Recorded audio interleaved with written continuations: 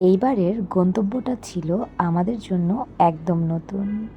চলেন, কোথায় গিয়েছি, জার্নিটা কেমন ছিল সব কিছুই শেয়ার করব আজকের ব্লগে। কেমন আছেন সবাই? আশা করছি সবাই অনেক ভালো আছেন। বেশ কয়েকদিন ব্যস্ততার পর আজকে একটু স্বস্তির নিঃশ্বাস নিচ্ছি। তাই ভাবলাম ভিডিওগুলো জমে আছে, আপনাদের সাথে শেয়ার করি। আমাদের এই জার্নির প্ল্যানটা হয়েছিল প্রায় 1-2 মাস আগে থেকে। আমার ছোট বোনের বিয়ের পর থেকেই ও আমাদের কাছে সবসময় গল্প করত। ওর শাশুড়ির নামে মানত করে বড় করে পুজো হয়, কালী পুজো। আন্টির জন্মের পর থেকে নাকি এই পুজোটা হয়। সেই পুজোতে ওরা সবাই অনেক বেশি মজা করে। আমার বোনও সেই গল্পই শুনতো আর সাথে আমাদের সাথেও শেয়ার করতো আর বলতো যে এইবার পুজোতে আমাদের যেতেই হবে। আমরাও মানসিকভাবে প্রস্তুতি নিয়েছি যে আমরা যাব। সাথে আমার বড় বোনেরও যাওয়ার কথা ছিল, কিন্তু আসলে কোথাও যেতে হলে যে পর্যন্ত কোথাও না যাওয়া যায়, মানে গাড়িতে না ওঠা যায়, সে পর্যন্ত হাজারো প্ল্যান করে কোনো লাভ নেই। কারণ কার ভাগ্যে কখন কি আছে সেটা আমরা কেউই বলতে পারবো না।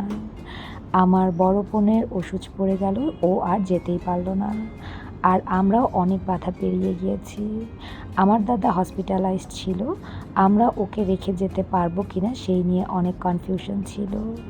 পরবর্তীতে যখন আমরা জানতে পারলাম যে আমাদের অবর্তমানে দাদার কাছে থাকার অনেক লোক আছে, তারপরেই আমরা ডিসিশন নিলাম যে আমরা যাব। যেহেতু আমরা কালী পূজায় মনস্থির করেছি যে ওইখানে গিয়ে পুজো দেখব, তাই মনে মনে বিশ্বাস ছিল যে যদি মা চায়, মার ডাকে আমরা অবশ্যই যেতে পারবো। আসলেই একদম শেষ মুহূর্তে আমরা ডিসিশন নিয়েছি। যেহেতু একদম শেষ মুহূর্তে সব কিছু হয়েছে, তাই আসলে তেমন কোনো ব্যাগও গোছাতে পারিনি। হাতের সামনে যা পেয়েছি 1 ঘন্টার মধ্যে ব্যাগ গুছিয়ে নিয়েছি। আমি আসলে তাড়াহুড়োর মধ্যেই জার্নিটা করতে পারি।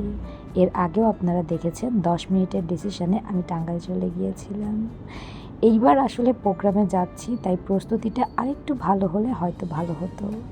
কিন্তু কথায় আছে না, ভাগ্যে যেটা আছে সেটা তো হবেই।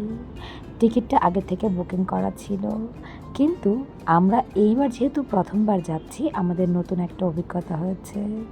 এইখানকার গাড়ির টাইমিংগুলো অলওয়েজ লেট হয়। আমাদের গাড়ি ছিল 1টায়, সেই গাড়ি ছেড়েছে 3টারও পরে। মানে এসে অপেক্ষা করছিলাম, কিন্তু ছাড়তে তারা লেট করছিল। কি আর করার। বলতে বলতে আমরা বগুড়ায় পৌঁছেও গিয়েছি। আমার পর কিছুটা সময় অপেক্ষা করতে না করতেই দেখি আমার ছোট বোনের জামাই চলে এসেছে। যেহেতু আমরা একদমই চিনি না, তাই ওর জন্য অপেক্ষা করতে হয়েছে। এরপর ওই আমাদের বাসা পর্যন্ত নিয়ে গিয়েছে। পৌঁছানোর পর আপ্যায়ন শুরু। গিয়েই দেখি আমাদের জন্য এত আয়োজন। খুব শীঘ্রই পুজোর ভিডিওটাও শেয়ার করব। ধন্যবাদ।